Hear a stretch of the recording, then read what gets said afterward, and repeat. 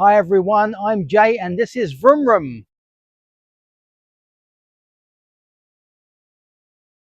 Welcome back to the channel. If you haven't done so, please like, share, subscribe. It's important to the growth of the channel and it makes me feel a whole lot better. On today's video, we hopefully will be seeing the last part of the BMW build. As you can see, the transmission is back on and hopefully we'll get it all done in this particular video. With a first start, and again, fingers crossed, it will all be okay. Otherwise, I will be very upset. So stick around and enjoy the video. Well, the clutch cylinder was bothering me slightly because of the push rod, so I've just done that and put it in and tightened it up, and I've got a decent clutch. Well, I've got a decent clutch feel, so I think it's okay. We'll just have to wait and see until I can start getting some bits back on. I think once I get the back on and get the back wheel on, I'll be able to do some tests with the clutch and just make sure before I go too far that it's okay. So the swing arm I have to go on next, but I haven't had my tea yet, so let's go and have a cuppa. So I'm going to whiz through this now because there is lots to do. Right, so we are ready to put the airbox back in, which must be done for the shock's done. The shock's just sitting there, it's not got a bolt in it, so that'll be fine. That'll pull out. Then we'll get the airbox in, remembering to put the fuel lines in. You have to excuse that. I've just been interrupted by my delivery driver because he's just chucked on a couple more pikes for me to do. Yeah, airbox on, remembering the fuel lines go underneath them, which are down there ready to go on, and then we can start buttoning this up. So I'll come back to you when we're a little bit further along. Next bit, shock absorber is back in and bolted up. New starter motor is in. I'd like before tonight's over to get this back on its own wheels, well, both wheels, because it's yeah, it worries me every day sitting like this. Not that it's unsafe, because it's not, but it's just ugly. And just want to know that I'm getting stuff done. So that's it. What am I going to do? Yeah, I'm going to lower it into position and bolt it back together before I put the wheel on. That sounds like a plan. The side panels back on both sides, and I've just started putting the injectors back in. So that's kind of where we are. It's almost at a point now where I can stick a battery in it just to turn it over. Just want to check as much as possible before going too far. Got the back wheel back on, and I actually went to BMW today and ordered the key for the bike, which was a grand old sum of £26. Yeah, just shows you technology costs, eh? Won't be that much. I'm sure it'd be a couple of quid more if this was a 10-year-older bike. So even though everything looks kind of a mess, it is. It's probably at this point here 20 minutes off for turnover. So we'll see what happens. But yeah, that'll be good because I just went to test the starter motor. So I've been fettling around for a little while and I've just put the battery back on. It's so easy to get carried away putting stuff back, and you shouldn't. Let's go wide because you don't know if it's all okay. So this isn't to start the bike. This is just to see where we are with the starter motor and that the engine's turning. So I'll go around the other side, I think.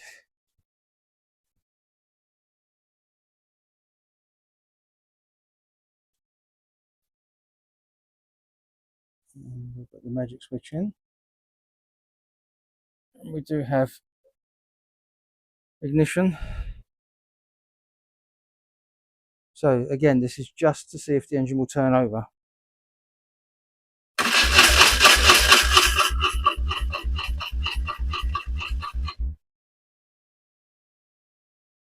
Yeah. Yep. Okay. Happy with that. So we've got to disconnect that. And we'll carry on putting stuff back. But we now know that the starter motor is good. And first press, and it was turning over. So, yep, no air filter in. That's why it was a bit more noisy than normal. And I still got a lot of work to do on the bodywork. So I'm going to put the tank on and try it first of all. And I'm not far away from being in that position now. So let's see if I can get it done in the next half an hour. Right, to you, this ain't going to look a lot different, but it is.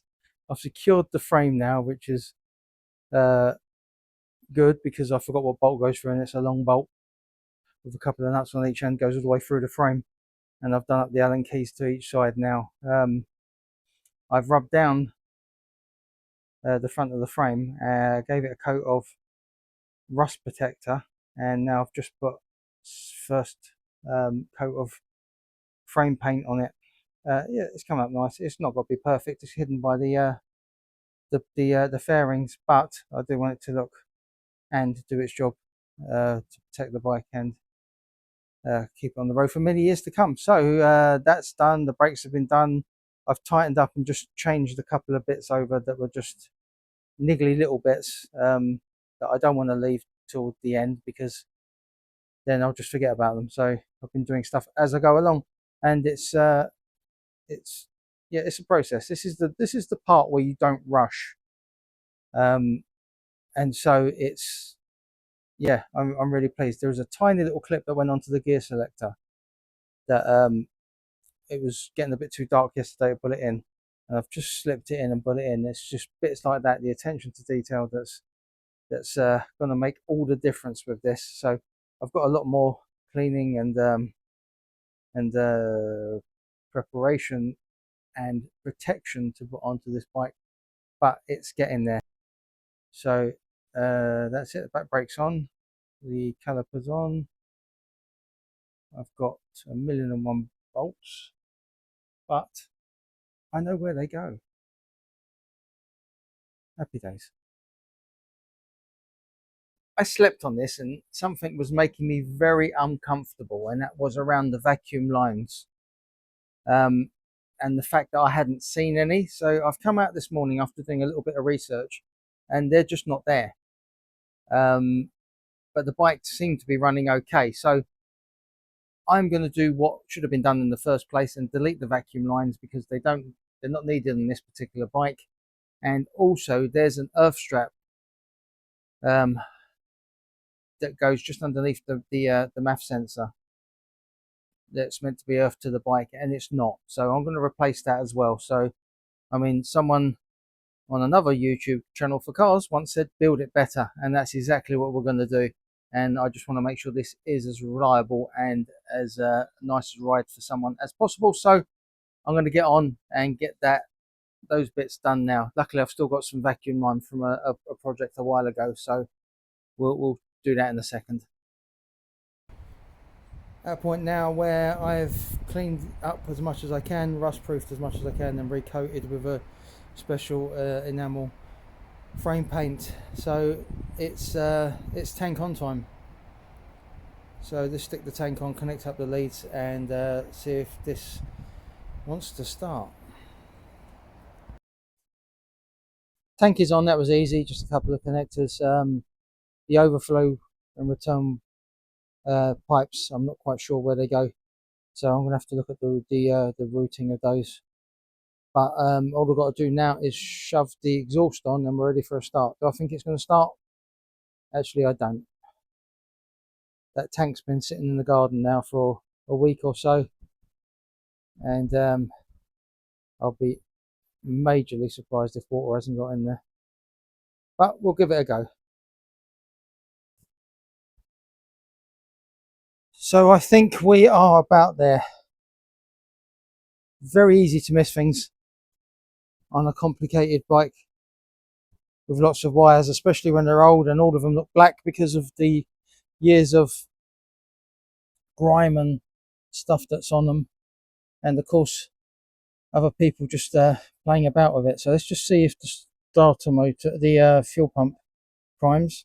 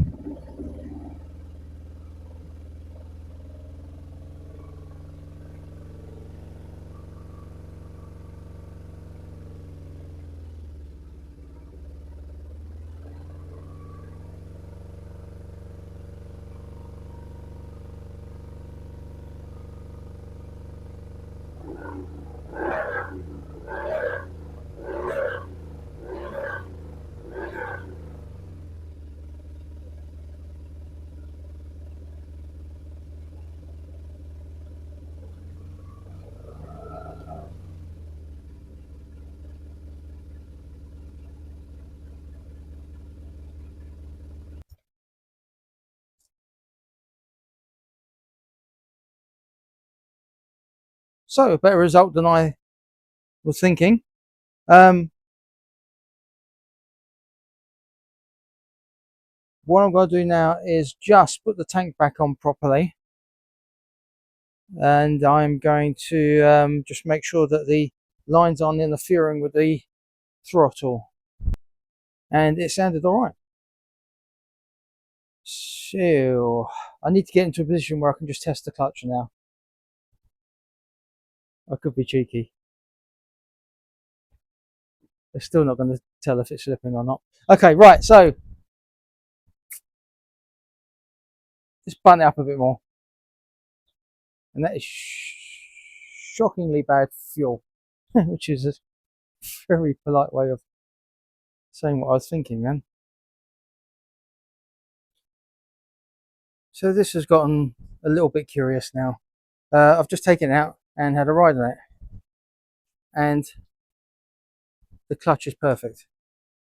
It's very good. Come back, it's missing slightly. I think that's because of the fuel. So I'm going to whip the tank back off and just ditch it all and put some fresh fuel in there. It's a shame because I think there's quite a bit of fuel in there, but I'm not going to take the chance.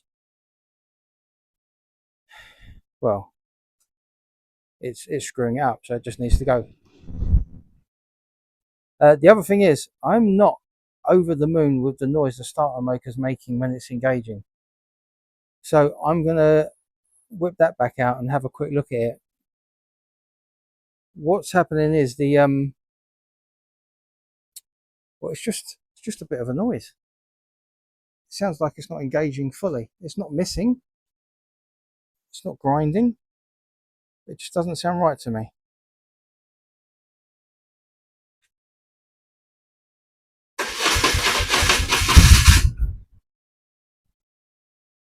Just don't know.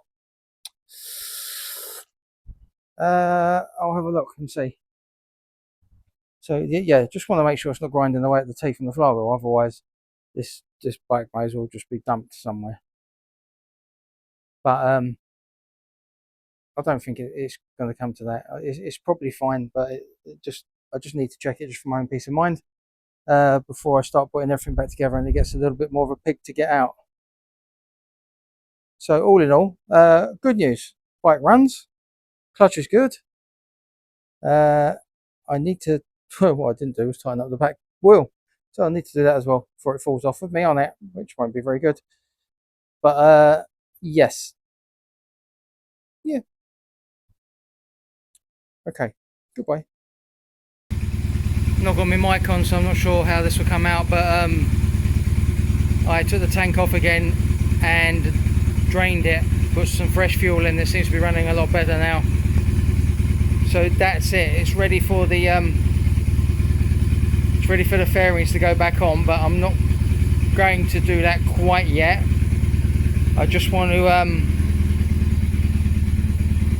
take the surround off around the clocks and see if I can do anything about the fascia, the the LED display for the clocks, for the radio, and just have a look at that.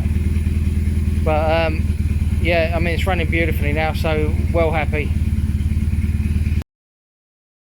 So with the BMW now running correctly and sounding good, I can turn my attention to one, putting the fairings back on. But before I do that, just want to sort out the small issue on the dash where the radio display has fallen off of the back of the plastic. So I'm going to whip off the plastic and have a look and see, but I think this may involve just a bit of hot glue, maybe a couple of staples as well, just to get that back into place. Even if it's not going to work, just aesthetically it's going to look a lot better, and it'll give me a chance to look behind the clocks just to see what the story is and make sure there's no more issues before I put it all back together. Oh, I've got one of these. BMW have been in touch and they have got the key, which I'm so pleased about and hoping that it's going to work.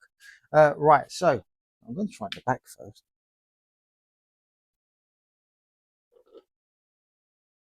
Oh yes, oh yes. That's good, that's good, that's good. Please work in ignition. This is... Oh, beautiful. Best 25 quid I ever spent. If you do buy a bike that hasn't got keys, try the main dealers and save you a whole lot of hassle. 25 quid that key was. What a bargain. Right. So now I need to get on with the ignition. And this, you know what, I'm not going to jinx it. I've done a little bit of investigating, and that's our cut wires down there to the bottom of the ignition. Now the bottom of that ignition actually comes out with a small screw on the other side. So I have dug out my forensic set of screwdrivers, which include some very, very tiny ones, and I'm going to just get it in there and see if it undoes. It's such a small screw that I'm thinking that if you get this wrong, it's just going to round off, and then you just, yeah, you're back to do plan B. I don't go to plan B, it's got to take hours, so just stick with plan A for the moment, get that bit off, and yeah, we'll see how that bit goes. So that screw did manage to come out, and I now have the bottom of the ignition. So I'm just removing the fascia from the dash again so I can get to the connector to pull out the rest of the wires for that, so I can reattach. So that yeah, I've had this off before, shouldn't take too long.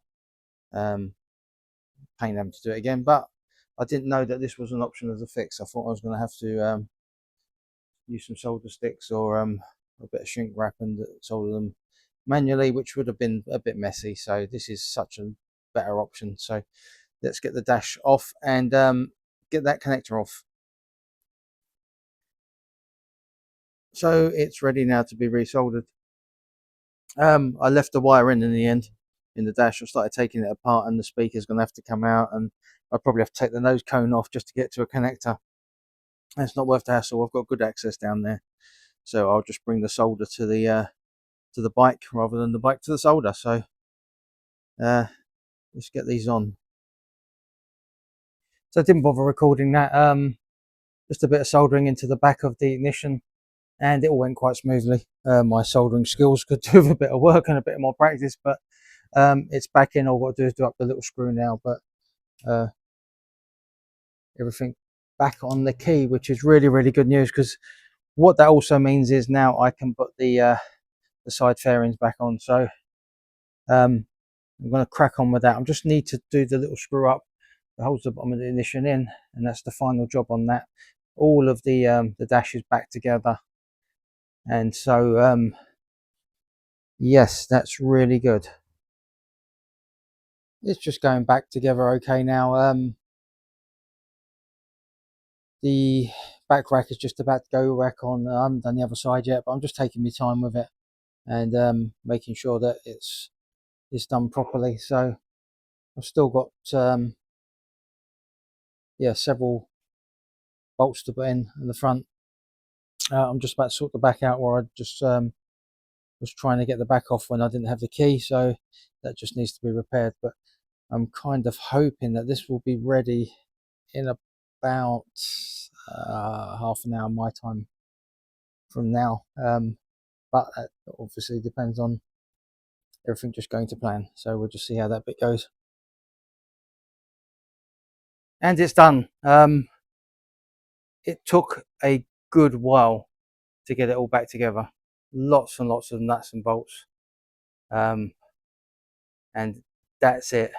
So what's left to do on this bike? Well, only an MOT, but for the MOT I need the mirrors on, and I'm not putting the mirrors on until I've got the correct paint code.